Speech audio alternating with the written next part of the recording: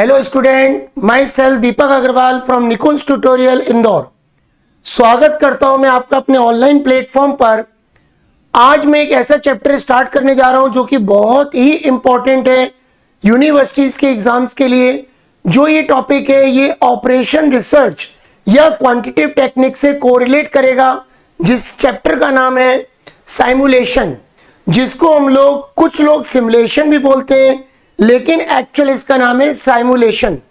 Simulation means है imitate, means जैसे अगर आप एक एग्जांपल लें कि बद्रीनाथ की दुल्हनिया में अगर आलिया भट्ट को एयर होस्टेस की ट्रेनिंग दी जाती है तो वो पर्टिकुलर एक ओरिजिनल एयरक्राफ्ट में या ओरिजिनल प्लेन में उसकी ट्रेनिंग नहीं दी जाती, उसको ट्रेनिंग दी जाती है एक डमी में, एक साइमुलेटेड वर्जन में। यानी पहले वो प्लेन जो उड़ता नहीं है उसके अंदर उसको ट्रेनिंग प्रोवाइड करते हैं कि कैसे हमें कस्टमर को सर्विसेज प्रोवाइड करनी है या पर्टिकुलर हमें कैसे कस्टमर से डील करना है। यानी कहने का मतलब है कोई भी अगर पायलट है या कोई भी एयर होस्टेस है तो पर्टिकुलर उसे एक डमी साइमुलेटेड वर्जन में पहले ट्रेनिंग प्रोवाइड करते हैं, तब जाके उसको ओरिजिनल एयरक्राफ्ट में या प्लेन में सर्विस देने का मौका दिया जाता है। उसी तरीके से एक ऑर्गेनाइजेशन में एक बहुत ही इंपॉर्टेंट बड़ी मशीन है, अगर वो मशीन किसी भी फैक्ट्री में लगाई जाती है तो डायरेक्ट वर्कर्स को वो मशीन हैंड ओवर नहीं की जाती।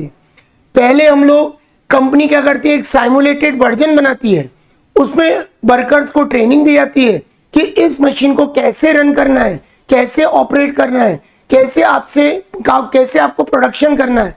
उसके बाद ही वो मशीन वर्कर्स को हैंड ओवर की जाती है। यानी कहने का मतलब है अगर कोई भी चीज एक्चुअल में हमें परफॉर्म करानी हो तो पहले हमें डमी साइमुलेटेड वर्जन में उसका एक्सपेरिमेंट करना पड़ता है, फिर उसके बाद वो चीजें मार्केट में लॉन्च की जाती हैं या बड़ी से बड़ी मशीनें वर्कर्स को हैंड ओवर करके प्रोडक्शन किया जाता है। अगर आपने सपोज कोई भी मशीन इंपॉर्टेंट मशीन है और वर्कर्स को आपने प्रोवाइड कर दी तो मालूम चला कि हो सकता है हमारे लॉसेस ज्यादा हो जाए। ऑपरेशन रिसर्च में भी इसका यही इंपॉर्टेंस है कि ऑपरेशन रिसर्च में बताया गया कि जितने भी ऑर्गेनाइजेशंस होते हैं वो पर्टिकुलर किसी भी प्रोडक्ट को प्रोडक्शन करने से पहले उसका एक डमी प्रोडक्ट बनाते हैं। जब वो डमी प्रोडक्ट मार्केट में सक्सेसफुल होता है, वर्कर्स को उसके बारे में नॉलेज और एक्सपीरियंस हो जाता है, तब जाके वो प्रोडक्ट मार्केट में लॉन्च किया जाता है। तो साइमुलेशन में बहुत सारी टेक्निक्स होती हैं। इसमें हम जो पढ़ेंगे सबसे इंपॉर्टेंट टेक्निक है जिसका नाम है Monte Carlo techniques. Monte Carlo technique एक प्रोबेबिलिस्टिक टेक्निक है जिसमें हम लोग कुछ प्रोबेबिलिटी लेके चलते हैं कि मार्केट में अगर प्रोडक्ट की डिमांड इतनी है तो हमें कितना प्रोडक्शन करना है। ये चैप्टर साइमुलेशन बहुत ही इंपॉर्टेंट है ऑपरेशन रिसर्च के लिए या कुछ यूनिवर्सिटीज में क्वांटिटेटिव टेक्निक्स के लिए। तो इसको हम कंटिन्यू करते हैं। पहले हम इसका मीनिंग समझते हैं कि साइमुलेशन होता क्या है।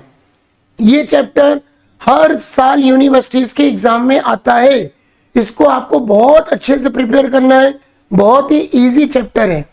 Simulation is a method of solving decision making problems bye designing, constructing and manipulating model of the real system.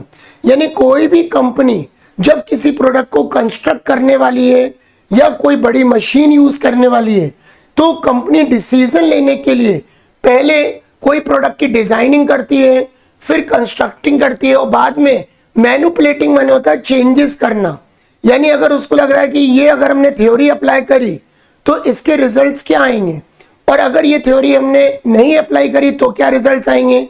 तो कभी कभी जब हम रिसर्च करते हैं, रिसर्च करने के बाद ही उस प्रोडक्ट का फाइनल आउटपुट मार्केट में लॉन्च किया जाता है।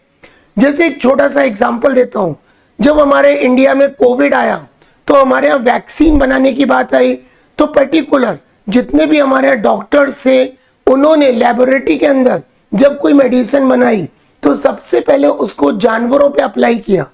जानवरों पे अप्लाई करने के बाद जब वो सक्सेसफुल हुई तब उन्होंने उसको ह्यूमन पर्सन्स पर अप्लाई किया। उनको ये लगा कि पर्टिकुलर कोई प्रोडक्ट अगर मार्केट में लेके आने वाले या वैक्सीन लेके आने वाले उसमें क्या क्या चेंजेस हो सकते हैं जिससे पर्टिकुलर लोगों का इम्यूनिटी पावर स्ट्रांग हो। क्योंकि उन लोगों को ही कोरोना ज्यादा इफेक्ट किया जिनकी इम्यूनिटी पावर वीक थी। तो साइमुलेशन क्या होता है? ये एक मेथड है किसी भी डिसीजन को सॉल्व करने की, कोई भी प्रॉब्लम हो उसको सॉल्व करने के लिए सबसे पहले हमें प्रोडक्ट की एक डमी डिजाइन करनी होती है, फिर कंस्ट्रक्ट करना होता है, बाद में हम मैनिपुलेटिंग करते हैं रियल सिस्टम में। क्योंकि अगर लाइफ में उस प्रोडक्ट को यूज करना है तो पहले आपको डमी उसका यूज करना पड़ेगा। जैसे कोई भी आर्टिस्ट है, आज अगर वो इंटरनेशनल लेवल पर आर्टिस्ट अगर अपनी ड्राइंग सपोज शो करता है तो कितनी ज्यादा उसने प्रैक्टिस करी होगी, तब जाके वो एक फेमस आर्टिस्ट बना होगा। जैसे आप लोग जब मैनेजर बनेंगे किसी कंपनी के, तो मैनेजर बनने के लिए आपको सबऑर्डिनेट बनना पड़ेगा। आप बहुत सारे एक्सपेरिमेंट करेंगे, कैसे कस्टमर से डील करना है, कैसे लॉसेस को कम करना है, प्रॉफिट को इंक्रीज करना है। ये सारी चीजें साइमुलेशन के थ्रू ही की जा सकती हैं। It is a useful technique for solving business problem where many values of the variables are not known partly or known in the advance and there is no easy way to find these values। कभी कभी ऐसा होता है कि कुछ जब हम experiment करते हैं तो कुछ वैल्यूज को फाइंड करना बड़ा मुश्किल होता है, तो हमें रिसर्च बहुत बढ़ानी पड़ती है। जैसे कि आपको एक सब्जेक्ट आपने पढ़ा होगा या आप पढ़ने वाले हैं, बिजनेस रिसर्च मेथड, कि कोई भी प्रोडक्ट अगर मार्केट में लॉन्च करना है तो पहले आपको मार्केट की रिसर्च करनी पड़ेगी। उसके लिए प्राइमरी डेटा और सेकेंडरी डेटा कलेक्ट करना पड़ेगा। उसके बाद आप अपनी बिजनेस की सारी प्रॉब्लम्स को सॉल्व कर सकते हो। A simulation is the recreation. Recreation मतलब होता है कि बार बार रीटेक। जैसे अगर हम बात करें, कोई मूवी अगर मार्केट में आ रही है तो आप देखते होंगे जितने भी हमारे सुपरस्टार हैं वो बार बार अपने सीन को रिक्रिएट करते हैं। वो कोई एक सीन करते हैं, कोई गलती होती है, डायरेक्टर या प्रोड्यूसर उनको फिर से रिएक्ट करने के लिए बोलता है, तो फिर गलती होती है, फिर उसमें इंप्रूवमेंट करते हैं, फिर से वो उसका एक्शन होता है। यानी कहने का मतलब है कोई भी प्रोसेस मार्केट में फाइनल उतारने से पहले हमें उसको साइमुलेटेड वर्जन में अप्लाई करना पड़ता है, तब वो चीज मार्केट में लॉन्च होती है। तो simulation is the recreation of real world process in a control environment. It is uses something called modelling of figure out of the result of the simulation. यानी अगर हमें बेस्ट रिजल्ट चाहिए तो पहले आपको डमी चीज पर अप्लाई करना पड़ेगा, उसके बाद ही आप बेस्ट डायरेक्टर या बेस्ट मैनेजर बन सकते हो। इसको बोलते हैं साइमुलेशन, क्योंकि इसमें बार बार आपको चीजों को मैनिपुलेट करना पड़ता है, तब जाके बेस्ट रिजल्ट आपको मिलेगा। हम जो इस चैप्टर में पढ़ेंगे उसका नाम है मोंटे कार्लो टेक्निक्स। बहुत सारी टेक्निक्स हैं, लेकिन यूनिवर्सिटीज के एग्जाम में जो टेक्निक हमको आती है वो आती है मोंटे कार्लो टेक्निक। इसके कुछ सम्स मैं आपको कराऊंगा जो कि बहुत ही इंपॉर्टेंट है। अगर ये सम्स आपने प्रिपेयर कर लिए तो आप ये मान के चलिए कि ये क्वेश्चन अगर एग्जाम में आया तो आपको पूरे 100% मार्क्स मिलेंगे। आज जो मैं आपको पहला क्वेश्चन कराने जा रहा हूं ये वेरी वेरी वेरी इंपॉर्टेंट है एग्जाम पॉइंट ऑफ व्यू से। Question number 1, frontier bakery keeps stick of popular brand of cake, daily demand based on the past experience. वो कह रहे हैं एक बेकरी कंपनी है जो पर्टिकुलर केक्स बनाती है। अब वो केक डिमांड के अकॉर्डिंग बनाती है। अगर मार्केट में जितनी डिमांड होगी उतने ही हमें केक्स बनाने हैं। अब ये क्वेश्चन एग्जाम में केक के फॉर्म में भी आ सकता है, पेस्ट्री भी आ सकती है, कोल्ड ड्रिंक्स भी आ सकती है, ब्रेड भी आ सकती है। तो ये बहुत इंपॉर्टेंट क्वेश्चन है, बहुत ध्यान से समझिएगा।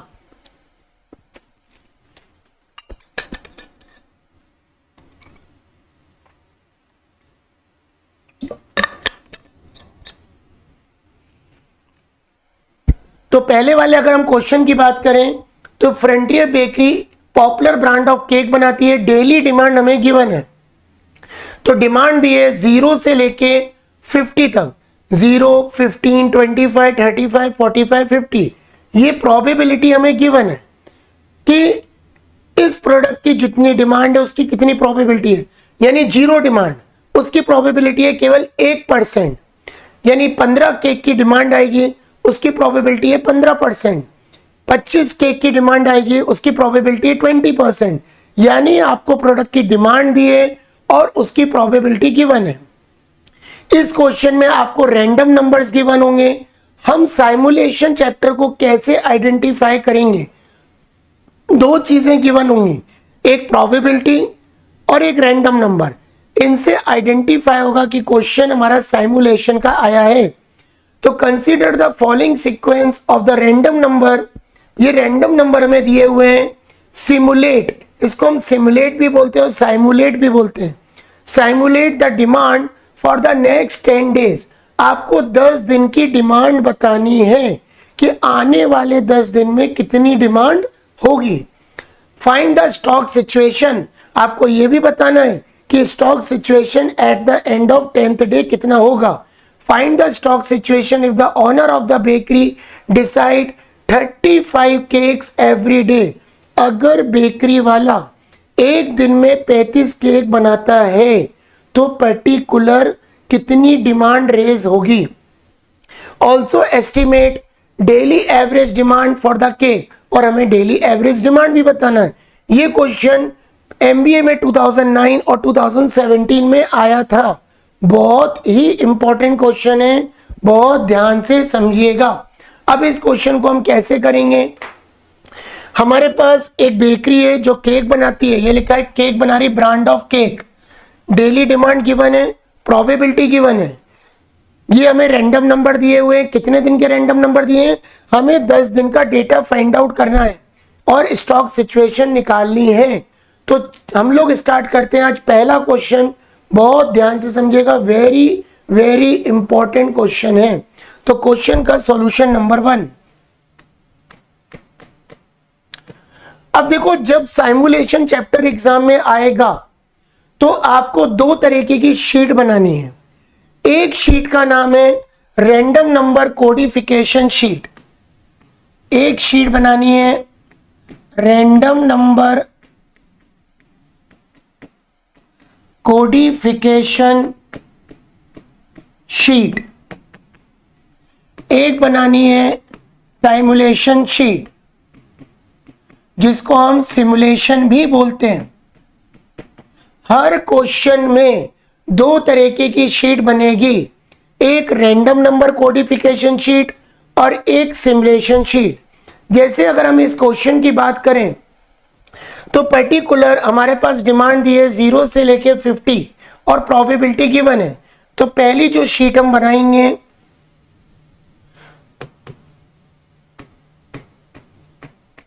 Random number codification sheet. पहले कॉलम में लिखेंगे डेली डिमांड, सेकंड कॉलम में लिखेंगे प्रोबेबिलिटी। प्रोबेबिलिटी से निकालते हैं क्यूमुलेटिव प्रोबेबिलिटी, और लास्ट कॉलम बनता है रैंडम नंबर इंटरवल।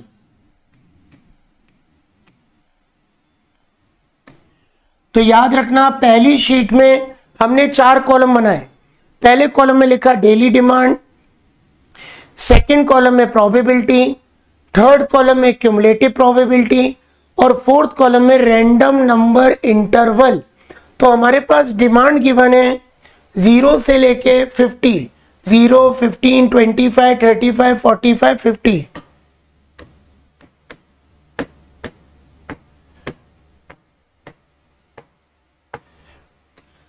ये हमारे पास रैंडम नंबर गिवन है 0, 15, 25, 35, 45 और 50। तो ये हमने लिख ली डेली डिमांड। अब इसके हमें प्रोबेबिलिटी गिवन है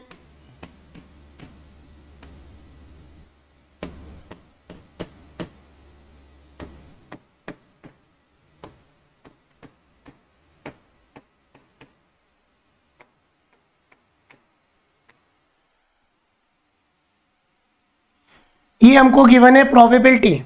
अब याद रखना, क्वेश्चन में दो चीजें आपको गिवन होंगी साइमुलेशन चैप्टर में, एक प्रोबेबिलिटी और एक रैंडम नंबर। तो पहली शीट बनानी है रैंडम नंबर कोडिफिकेशन शीट। तो सबसे पहले आप क्या करेंगे, प्रोबेबिलिटी का निकालेंगे क्यूमुलेटिव। तो कैसे निकालेंगे, पहला नंबर एज इट इज 1 लिखेंगे, इसमें हम 15 ऐड करेंगे तो ये आएगा 16, 16 में 20 ऐड करोगे तो 36, 36 में 50 ऐड करोगे 86, 86 में 12 ऐड करोगे 98 और इसमें 2 ऐड करोगे 1.00। लास्ट का टोटल हमेशा 1 होगा, ध्यान रखना। पहला लिखा 0.01, 15 ऐड किया 16, 16 में 20 ऐड किया 36, 36 में 50 ऐड किया 86, 86 में 12 ऐड किया 98 और 98 में 2 ऐड किया 1। अब ये वाला कॉलम बहुत ध्यान से समझिएगा। सबने लाइफ में मीन मीडियन मोड पढ़ा है, उसमें क्लास इंटरवल कैलकुलेट करते थे 0 से 10, 10 से 20, 20 से 30, ऐसे हम क्लास इंटरवल बनाते थे। अब इसमें भी हमें क्लास इंटरवल बनाना है, तो इसको हम कैसे करेंगे, ध्यान से समझिएगा।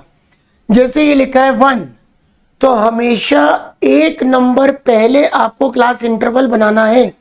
जैसे लिखा है 1, तो 1 के पहले आता है 0, तो पहला इंटरवल बनेगा 0 से 0। सपोज मान के चलो ये लिखा है 4, तो पहला इंटरवल बनेगा 0 से 3। सपोज मान के चलो ये लिखा है 10, तो पहला इंटरवल बनेगा 0 to 9। यानी हमेशा एक नंबर पहले आपको क्लास इंटरवल बनाना है। अगर ये 1 है तो 1 के पहले 0 आता है, तो 0 से 0। अब ये 1 इधर नीचे शिफ्ट होगा और 16 के पहले आता है एक नंबर पहले, 16 के पहले आता है 15, 15, तो 1 to 15। 16 नीचे शिफ्ट होगा, 36 के पहले आता है 35, 36 नीचे शिफ्ट होगा, 86 के पहले आता है 85, 86 नीचे शिफ्ट होगा, 86 से 97, 98 नीचे शिफ्ट होगा और 98 से 99। तो याद रखना लास्ट में हमेशा नंबर 99 रहेगा, ये बात आप ध्यान रखिएगा। तो हमने कैसे किया, सबसे पहले डेली डिमांड गिवन थी, फिर हमारे पास प्रोबेबिलिटी, प्रोबेबिलिटी से निकाला क्यूमुलेटिव। ये 1, 1 में 15 ऐड किया 16, 16 में 20 ऐड किया 36, 36 में हमने 50 ऐड किया 86, 86 में 12 ऐड किया 98, 98 में 2 ऐड किया 1। अब इंटरवल कैसे निकाला, पहला 1 है तो 1 के पहले आता है 0, तो हमने क्या लिखा 0 से 0। 1 शिफ्ट कर दिया, 16 के पहले आता है 15, तो 1 to 15, 16 नीचे शिफ्ट किया, 36 के पहले आता है 35, तो 16 से 35, 36 नीचे शिफ्ट किया, 36 से 85, 86 नीचे शिफ्ट किया, 86 से 97 और 98 से 99। लास्ट में हमेशा ध्यान रखना कि नंबर 99 रहेगा, लास्ट में हमेशा नंबर रहेगा 99। तो ये हमारी पहली स्टेप कंप्लीट हो गई, रैंडम नंबर कोडिफिकेशन शीट। अब हम बनाते हैं सिमुलेशन शीट, जिसको हम साइमुलेशन शीट भी बोलते हैं। तो अब ये कैसे बनाएंगे सिमुलेशन शीट,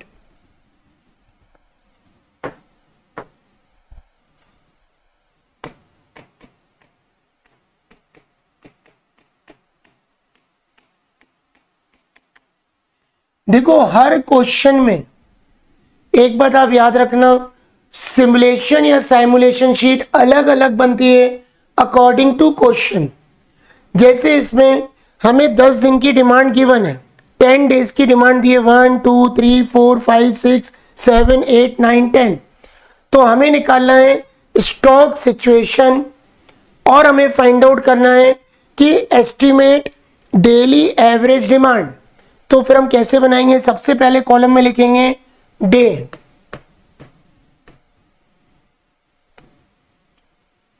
सेकंड कॉलम में लिखेंगे रैंडम नंबर।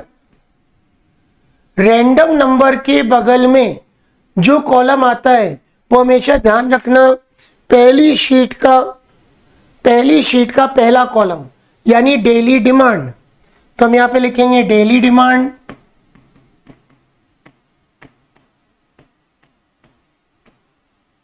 और यहां लिखेंगे रैंडम नंबर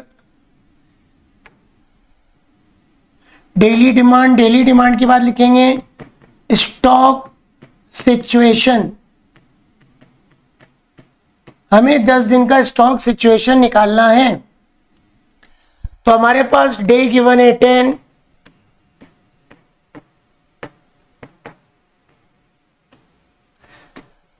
दस दिन के रैंडम नंबर ये गिवन है जिनको हम लिखेंगे यहां पर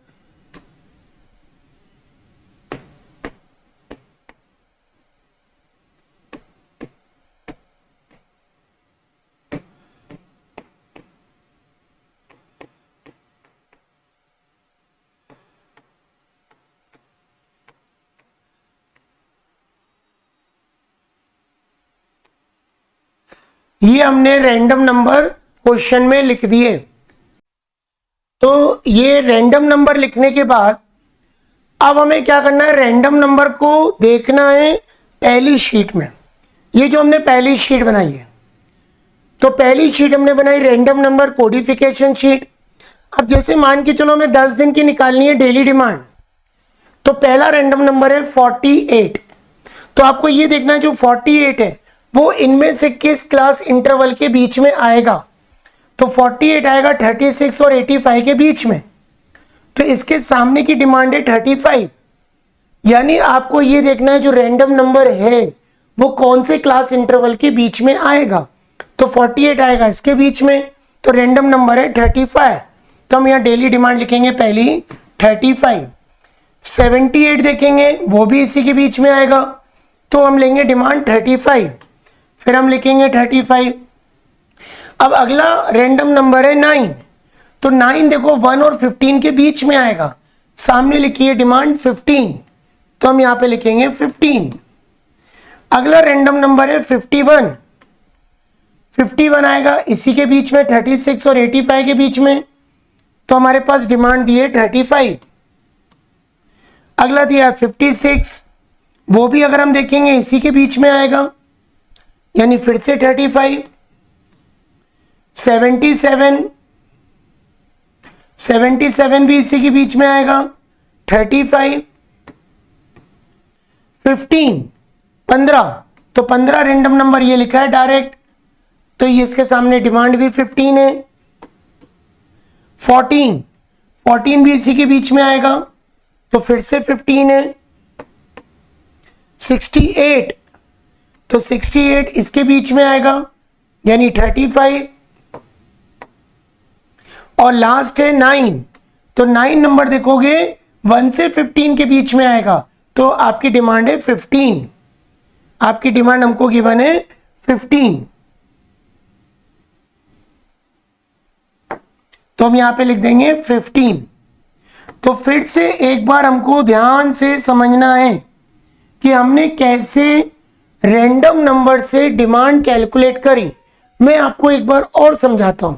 ये रैंडम नंबर गिवन है 10 दिन के, तो पहला नंबर 48 है, तो 48 देखिए आप 16 और 35 के बीच में आएगा। जो 48 है वो 36 और 85 के बीच में आएगा, तो इसके सामने की डिमांड है 35, तो हमने यहाँ पे लिखा 35। 78 है इसी के बीच में आएगा 36 और 85, 36 और 85 के बीच में, सामने डिमांड दी है 35, तो देखो फिर से 35 लिखा। अगला दिया है 9, तो 9 हमारा आएगा 1 से 15 के बीच में, तो ये दिया है 15, तो हमने यहाँ पे लिखा 15। ऐसे करके सारे रैंडम नंबर क्लास इंटरवल में से देख के उसके सामने की डिमांड लिखनी है। अब क्वेश्चन में क्या लिखा है कि जो बेकरी वाला है, if the owner of the bakery decide make 35 cakes every day, bakery वाला पर डे 35 केक बना रहा है, तो हमें फाइंड आउट करना है stock situation.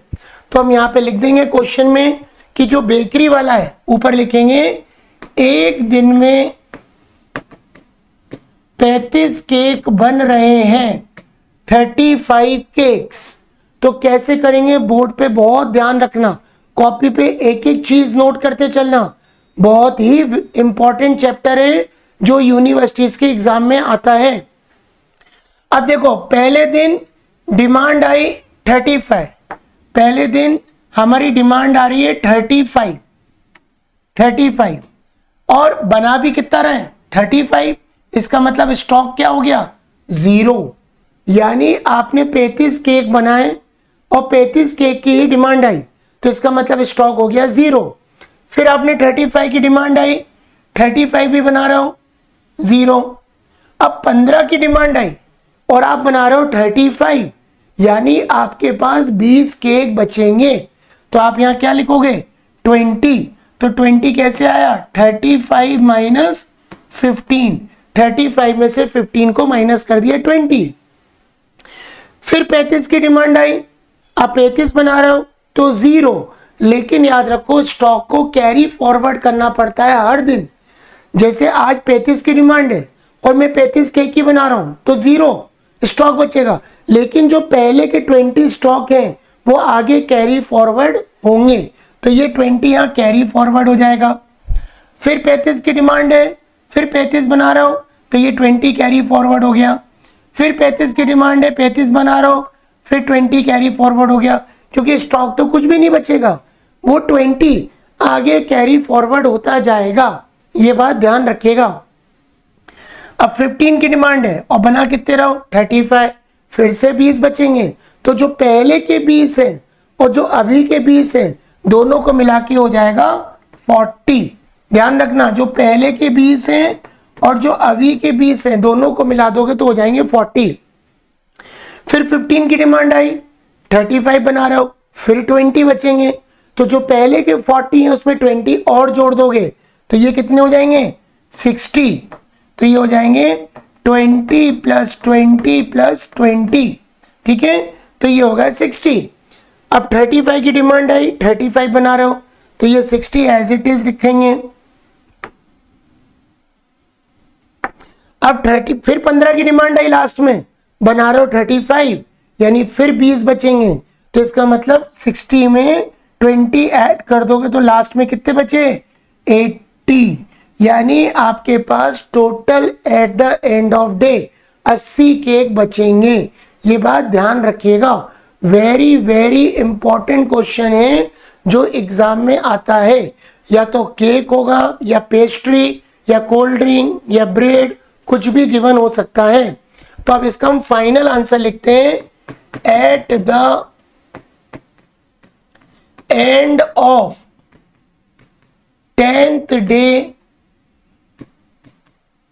Stock will be 80 cakes, यानी 10वें दिन के अंत में हमारे पास टोटल 80 केक्स बचेंगे। अब वो पूछ रहा था एवरेज डिमांड क्या है, तो आप क्या करोगे डेली डिमांड का टोटल लगा लोगे, तो डेली डिमांड का टोटल आ रहा है 270। एक बार क्रॉस चेक कर लेते हैं कैलकुलेटर से,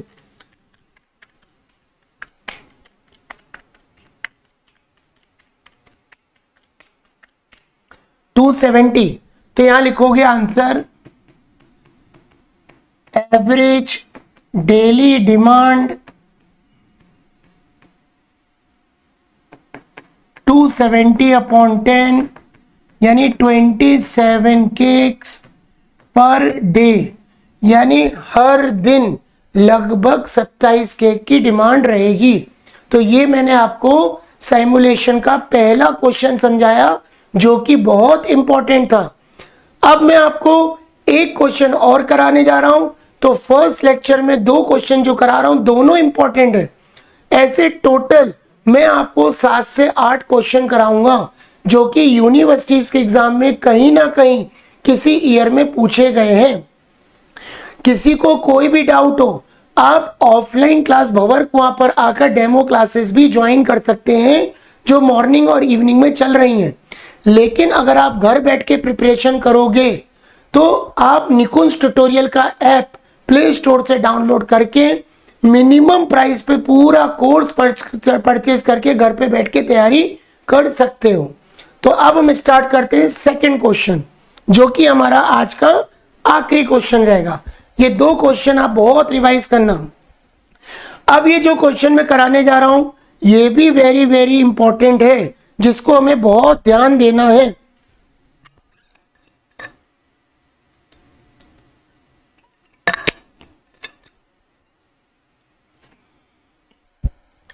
देखिए क्वेश्चन नंबर 2 लिखा है, the automobile company manufacture around 150 scooter. वो कह रहे हैं मान के चलिए कंपनी लगभग 150 स्कूटर बनाती है। The daily production varies 146 to 154, यानी कंपनी कम से कम 146 या ज्यादा से ज्यादा 154 स्कूटर बनाती है। Depending upon the availability of raw material, ये प्रोडक्शन पर डे दिया है 146 से 154 और ये प्रोबेबिलिटी गिवन है। तो सबसे पहला काम है रैंडम नंबर कोडिफिकेशन शीट बनाना है, जिसके थ्रू हम बनाएंगे दूसरी शीट जिसका नाम है सिमुलेशन। कुछ लोग उसको सिमुलेशन भी बोलते हैं। The finish scooter are transport in specially arrange lorry. वो कह रहे हैं जब कंपनी स्कूटर बना देगी तो उनको एक बड़ी लॉरी, जैसे आप हाईवे पे देखते होगे बड़ी बड़ी लॉरियां जाती हैं, उसके अंदर बहुत सारी स्कूटर्स गाड़ियां सप्लाई होती हैं, ट्रांसपोर्ट होती हैं। तो वो क्या करें, finish scooter are transport in specially arrange lorry accommodating 150 scooter. वो कह रहे हैं आप जो लॉरी अरेंज कर रहे हैं उसमें 150 स्कूटर आ सकते हैं, 150 scooters using the following random number.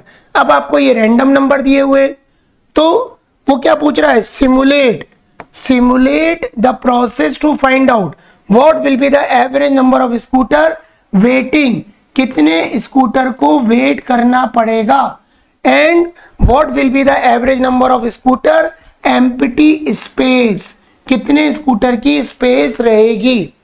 तो याद रखो पहला जो क्वेश्चन कराया वो केक का था, दूसरा क्वेश्चन ट्रांसपोर्ट से रिलेटेड है। तो ट्रांसपोर्ट से रिलेटेड जो क्वेश्चन आते हैं उसमें 2 चीजें पूछी जाती हैं, वेटिंग और स्पेस। यानी मान के चलो कि मेरी क्लास में 50 बच्चे बैठ सकते हैं और 55 बच्चे आ गए 55, तो इसका मतलब 5 बच्चों को वेट करना पड़ेगा।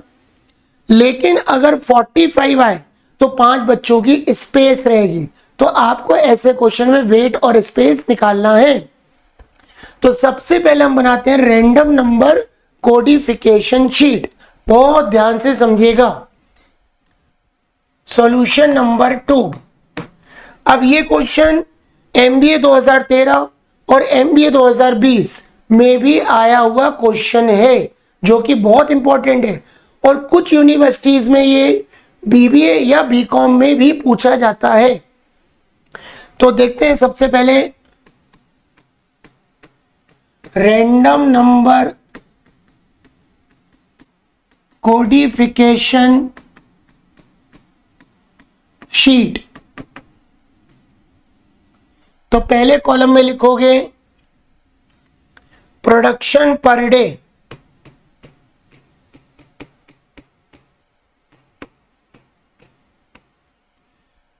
फिर लिखोगे प्रोबेबिलिटी, प्रोबेबिलिटी से निकालोगे क्यूमुलेटिव प्रोबेबिलिटी और फिर निकालोगे रैंडम नंबर इंटरवल।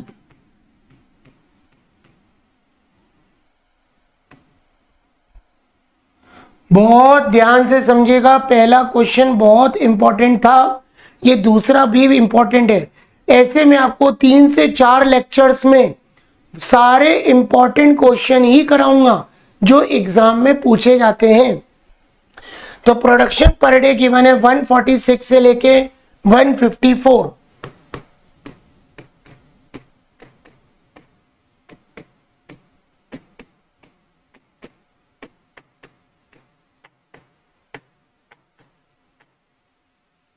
तो ये लिख दिया प्रोडक्शन पर डे। अब हमें लिखना है इसकी प्रोबेबिलिटी। तो प्रोबेबिलिटी हमारे पास ये गिवन है, जिसको मैं लिख रहा हूं 0.04,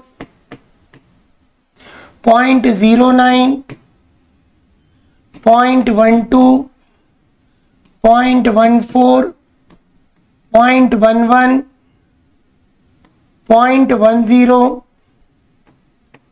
20, 12 और 0.08। तो ये मैंने प्रोबेबिलिटी जो ये गिवन है इसको मैंने उठाकर अगली वाली शीट पर लिख दिया। अब प्रोबेबिलिटी लिखने के बाद हम लोग निकालेंगे क्यूमुलेटिव प्रोबेबिलिटी। तो ये कैसे निकालेंगे? पहला वाला नंबर एज इट इज, 4 में 9 जोड़ोगे 13, 13 में 12 जोड़ोगे 25, 25 में 14 जोड़ोगे 39, 39 में 11 जोड़ोगे 50, 50 में 10 जोड़ोगे 60, 60 में 20 जोड़ोगे 80, 80 में 12 जोड़ोगे 92 और लास्ट में ऐड करोगे 1। याद रखना लास्ट में टोटल हमेशा 1 ही आएगा। तो ये निकाल दी क्यूमुलेटिव। 4 में 9 ऐड किया 13, 13 में 12 ऐड किया 25, 25 में 14 ऐड किया 39, 39 में 11 ऐड किया 50, ऐसे ऐड करना है। अब हम बात करते हैं रैंडम नंबर इंटरवल। जिसको पहले क्वेश्चन में समझ में नहीं आया वो दूसरे में समझना। जैसे ही लिखा है 4 तो हमेशा एक नंबर पहले ही इंटरवल बनाना है। जैसे 0 से 3, ये 4 नीचे शिफ्ट होगा। 13 के पहले आता है 12, 13 नीचे शिफ्ट होगा। 25 के पहले आता है 24, 25 नीचे शिफ्ट होगा से लेके 38, 39 से 49, 50 से 59, 60 से 79, 80 से 91 और 92 से 99। यानी लास्ट में जो नंबर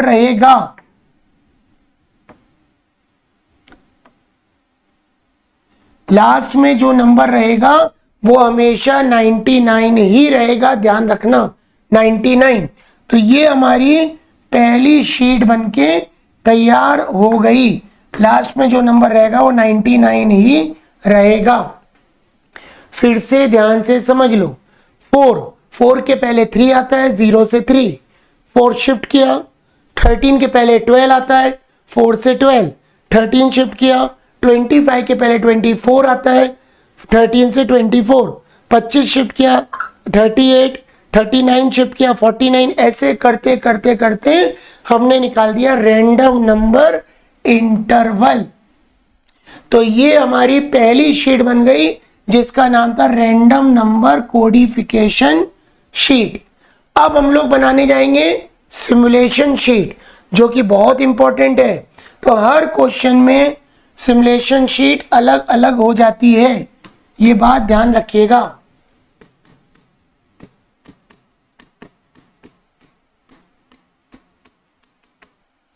तो पहले हम ये देखेंगे कितने दिन के रैंडम नंबर गिवन है। 1 2 3 4 5 6 7 8 9 10 11 12 13 14 15।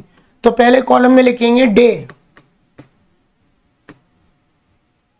उसके बगल में लिखेंगे रैंडम नंबर। रैंडम नंबर के बगल में हमेशा पहली शीट का पहला कॉलम लिखते हैं प्रोडक्शन पर डे। जब भी सिमुलेशन शीट बनाओगे रैंडम नंबर के बगल में पहली शीट का पहला कॉलम, तो यहां लिखोगे प्रोडक्शन पर डे।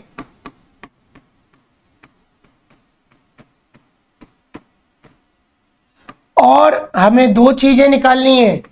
हमें निकालना है वेट और स्पेस।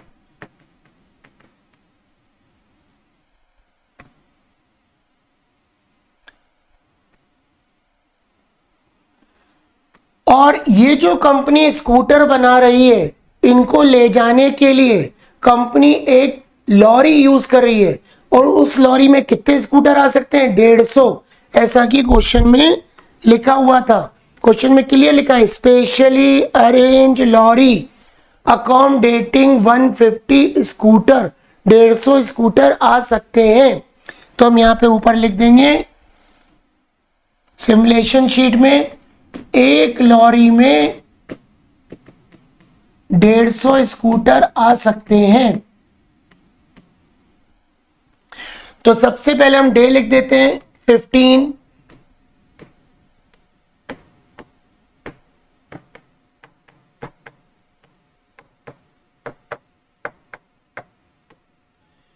ये हमने लिख दिए डे। 15 दिन के रैंडम नंबर लिख देंगे जो कि हमें क्वेश्चन में ये गिवन है, 15 दिन के रैंडम नंबर। तो इनको मैं नोट कर देता हूं। यहां पर रैंडम नंबर दिए 80, 81, 76, 75, 64, 43, 18, 26, 10, 12, 65, 68, 69, 61 और 57। तो ये हमने लिख दिए रैंडम नंबर। ये हमने डे लिख दिए और डे के लिख दिए रैंडम नंबर 80, 81, 76, 75, 64, 43, 18, 26, 10, 12, 65, 68, 69, 61 और 57। अब ये रैंडम नंबर तुम्हें कहां देखने हैं? इन क्लास इंटरवल्स में, और निकालना है प्रोडक्शन पर डे। जैसे पहला रैंडम नंबर अगर हम देखें 80 है, 80 पहला रैंडम नंबर, तो 80 देखो आएगा किसके बीच में? ये लिखा है 80, यहाँ पे लिखा है 153, 153। 80 नंबर कहां पे लिखा है? ये लिखा है 80 और सामने है 153। तो हम लिख देंगे प्रोडक्शन पहला आया 153।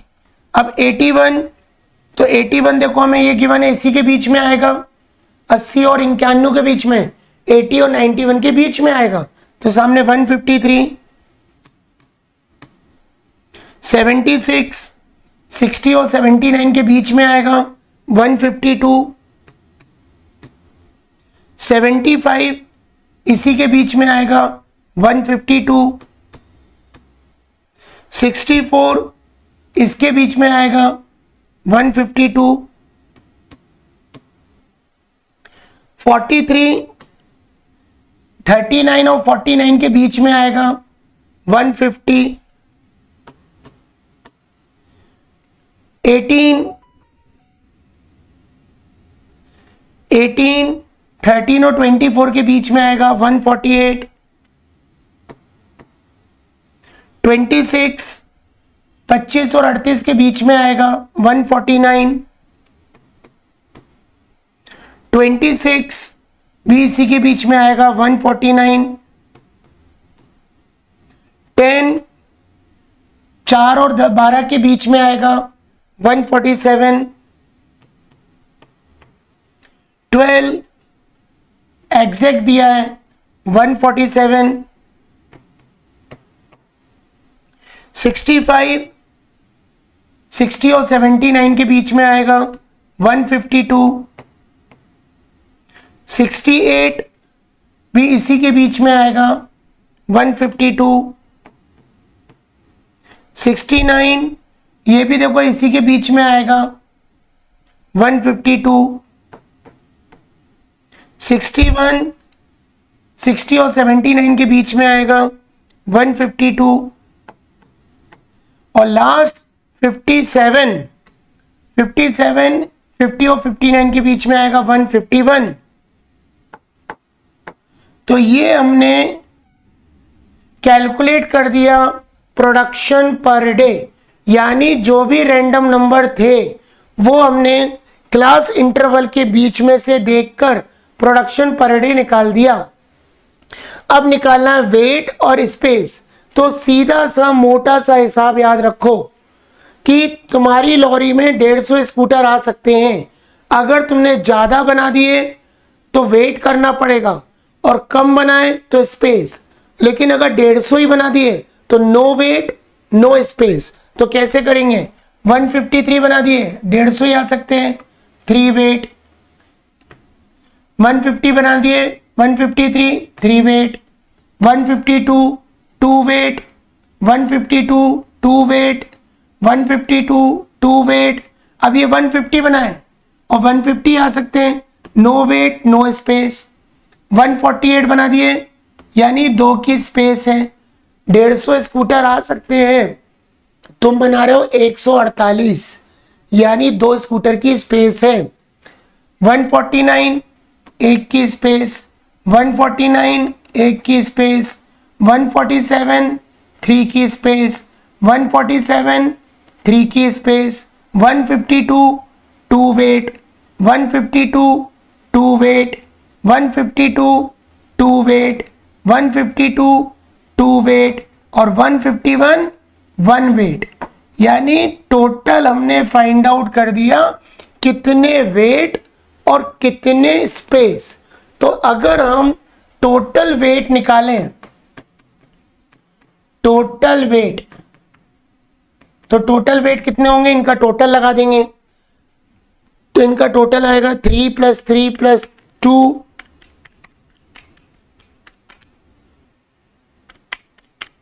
यानी 21। टोटल 21 स्कूटर को वेट करना पड़ेगा इन 15 दिन के अंदर। तो यहां पे लिखेंगे 21। अब हम निकाल देते हैं एवरेज वेटिंग टाइम। तो एवरेज वेटिंग टाइम आएगा 21/15, क्योंकि हमको 15 दिन का डेटा गिवन था। तो याद रखना इसको डिवाइड नहीं करना है, बस ऐसे ही लिख के आ जाना 21/15, 21/15। अगर हम बात करें टोटल स्पेस की, तो टोटल स्पेस में कितने देख लेते हैं। 3 और 3 6, 6 और 1 7, 7 और 1 8, 8 और 2 10, 2 और 1 3, 3 और 1 4, 4 3 7 3 10, यानी टोटल स्पेस है 10। तो इसका मतलब एवरेज स्पेस टाइम 10/15, 10/15। तो बहुत ही इंपॉर्टेंट क्वेश्चन है, बहुत ध्यान से समझना। पहले हमने डे लिख लिया, डे के अकॉर्डिंग रैंडम नंबर लिखा, रैंडम नंबर के अकॉर्डिंग प्रोडक्शन निकाल लिया पर डे। ये रैंडम नंबर क्लास इंटरवल में से हमने देख लिए और निकाल लिया प्रोडक्शन पर डे। फिर एक लॉरी में, वो क्लियर बोल रहा है, एक लॉरी में कितने स्कूटर आ सकते हैं, ओनली 150। तो अगर 150 से ज्यादा बना दोगे तो करना पड़ेगा वेट, 150 से कम बनाओगे तो स्पेस। तो क्वेश्चन में अगर 150 से ज्यादा था, जैसे 153 बना दिए 3 वेट, 153 3 वेट, या 150 था बराबर बराबर, जब 150 से कम हुए वहां स्पेस। तो टोटल वेट था 21 और एवरेज वेटिंग टाइम हमारा आ गया 21/15 और टोटल स्पेस था 10 और एवरेज स्पेस टाइम आ गया 10/15। तो हमारा आंसर ये हो गया 21/15 और 10/15। तो ये आज मैंने आपको सिमुलेशन का मीनिंग समझाया, जो कि रियल वर्ल्ड प्रॉब्लम से कोरिलेट करता है। चीजों को पहले डमी एक्सपेरिमेंट करो, उसके बाद उसको प्रैक्टिकल लाइफ में लेके आना पड़ता है, जिससे कोई भी ऑर्गेनाइजेशन अपने लॉसेस को कम कर सकती है। मैं आपको पढ़ा रहा हूं मोंटे कार्लो टेक्निक, जो कि एक प्रोबेबिलिस्टिक टेक्निक है, जिसके अंदर आपको प्रोबेबिलिटी दी जाएगी और रैंडम नंबर। आज मैंने जो 2 क्वेश्चन कराए वेरी वेरी इंपॉर्टेंट है, 100%। अगर आप हमारे साथ तैयारी करते हैं निकुंज ट्यूटोरियल दीपक सर के साथ, तो आप ये मान के चलो कि आपका ऑपरेशन रिसर्च का पेपर बहुत अच्छा जाएगा। आपको मेरे ऊपर फेथ करना पड़ेगा। बहुत सारे लोग हैं जो मार्केट में अलग अलग पढ़ाते हैं, लेकिन कुछ लोग एडवर्टीजमेंट पे फोकस करते हैं, पढ़ाते कम है। लेकिन हमारा पूरा फोकस पढ़ाई के ऊपर ही रहता है। तो कल हम लोग क्लास नंबर 2 स्टार्ट करेंगे, जिसमें 2 नए क्वेश्चन जो इंपॉर्टेंट एग्जाम में आए हुए हैं। आप देर मत करिए, घर पर बैठकर ही इसकी तैयारी कर सकते हैं। निकुंज ट्यूटोरियल ऐप प्ले स्टोर से डाउनलोड करके मिनिमम प्राइस पर सारे रिकॉर्डेड लेक्चर्स आप घर पे बैठ के तैयार कर सकते हैं। लेकिन अगर आपको ऑफलाइन आना है तो आप भंवर कुआं सेंटर पर आकर आप ऑफलाइन क्लासेस अटेंड कर सकते हैं। Okay, thank you very much, good day all of you.